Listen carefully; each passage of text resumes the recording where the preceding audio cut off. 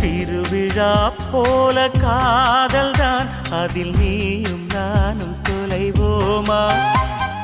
தினசரி செய்தி தாள்களில் நம்மை தேடும் செய்தி தருவோமா? ஸ்ரீராம ஜெயத்தை போல் உனது பெயரை தினம் எழுதி பார்க்கிறேன். கிளி ஒன்றை வாங்கி உன் பெயரை கூறி தினம் சொல்ல கேட்கிறேன். அடி ஒரு கோடி கொலுசில் உன் கொலுசின் ஓசை உயிர் வரை கேட்கிறதே.